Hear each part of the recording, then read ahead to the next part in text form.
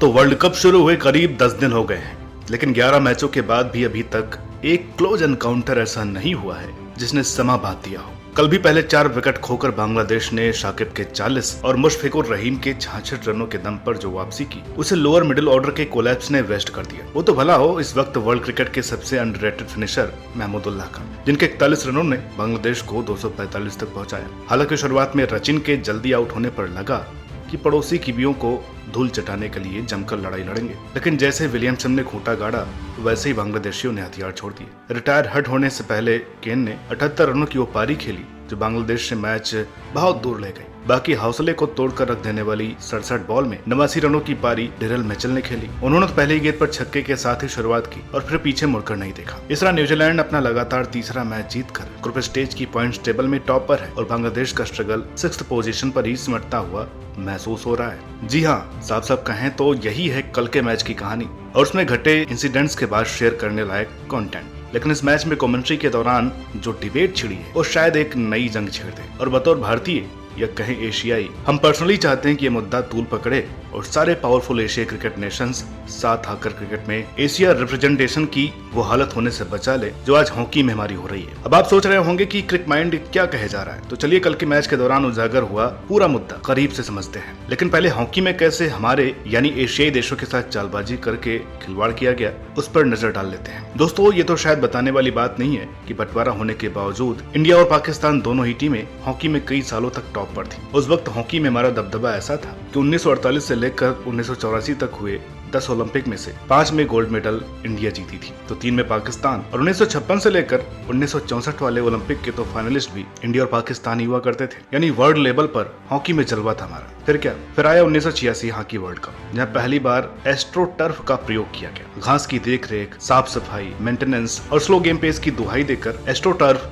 Introduce करवाया गया, जहां इंडिया और एशियाई प्लेयर्स का पारंपरिक मजबूत दम, जादुई स्टिक वर्क और क्लोज कंट्रोल जो घास पर खेलकर मिला था, उसे एस्ट्रो टर्फ ने बुरी तरह इफेक्ट किया। क्योंकि उस दौरान दोनों ही देश कुछ खास फाइनेंशियल कंडीशन में नहीं थे, इसलिए एस्ट्रो टर्फ ज्यादा डेवलप नहीं हुए और घास वाले दिग्गज प्लेयर्स भी एस्ट्रो टर्फ पर बस तमाशाबीन साबित हुए। इस तरह पीढ़ी दर पीढ़ी विरासत में मिलने वाली हॉकी को यूथ ने नकार दिया और 2 पीढ़ियों का हॉकी को प्यार नहीं मिला जो मिलना चाहिए था। इस पूरी कहानी के बिगड़ने की वजह था एस्ट्रो टर्फ, जिसे वेस्टर्न देशों ने सिर्फ एशियाई देशों की ताकत, स्किल्स और कंट्रोल को इम्पैक्ट करने के लिए तैयारी के साथ इंट्रोड्यूस किया था। बिल्कुल ऐसे ही जैसे 2011 वर्ल्ड कप के बाद आने वाले क्रिकेट के कुछ रूल्स एशियाई क्रिकेट को इम्पैक्ट कर रहे हैं। कल जब कमेंट्री सुन रहे थे तो एहसास हुआ कि वनडे क्रिकेट बैटर्स का गेम बनता जा रहा है। ये वाला स्टेटमेंट इतना हाईलाइट किया जाता है कि वनडे क्रिकेट वेस्टर्न देशों का खेल बनता जा रहा है। ये कहना भूल ही गए। एशियाई देशों के प्लेयर्स और यहाँ के एनवायरनमेंट की जो ताकत रिवर्स स्विंग होती थी वो गायब हो चुकी है। जिस फिंगर स्पिन ने हमें मुरलीधरन, सकलैन मुश्ताक, ईरापल्ली प्रसन्ना, हरभजन सिंह, सईद अजमल, बिशन सिंह बेदी सरीखे स्टार दिए हैं, आज उसे वनडे टीम में बने रहने के लिए अच्छी बैटिंग आना जरूरी है। क्योंकि वनडे क्रिकेट में रूल्स ही ऐसे आ गए हैं जो एशियाई देशों की इन 2 बड़ी ताकतों को बुरी तरह इम्पैक्ट कर रहे हैं। और जब आप एशिया से ये 2 बड़ी ताकत छीन लेते हैं तो फिर देखते हैं हाई स्कोरिंग मुकाबले, जिनका तमगा भी हमारे ही गले आता है। लेकिन पर्दे के पीछे एशिया में वनडे क्रिकेट को एक तरफा करने की साजिश वेस्टर्न देशों में ही तैयार हुई। इस बात को और बारीकी से समझने के लिए आप जरा 2011 के बाद से इंट्रोड्यूस हुए 3 नए नियम और उनसे पड़ने वाले इम्पैक्ट सुनिए। तो पहला नियम है फील्डर्स इनसाइड द सर्कल। यह आईसीसी का लेटेस्ट नियम है जिसके अकॉर्डिंग 11वें से 40वें ओवर के बीच मैक्सिमम सिर्फ 4 प्लेयर सर्किल के बाहर रहेंगे। यानी स्पिनर्स जो एक्स्ट्रा प्रोटेक्शन लेकर मिडिल ओवर्स में विकेट लेते थे अब उनके पास नहीं है, जबकि फील्डर कम होने से बैटर को खुलकर अटैक करने का मौका मिलेगा। सीधे सीधे स्पिनर्स पर इस रूल्स का नेगेटिव इम्पैक्ट पड़ेगा और पड़ भी रहा है। दूसरा, नो यूज ऑफ स्पेक्ट। ये नियम यूं तो कोरोना के चलते टेम्परेरी बेसिस पर बनाया गया था, लेकिन अब आईसीसी ने इसे प्रॉपर रूल बना दिया है। यहाँ आप सोच रहे होंगे कि क्रिक माइंड का शायद बोरिंग वर्ल्ड कप देख करके दिमाग फिर गया है, वरना थूक के इस्तेमाल पर ब्रेक लगने में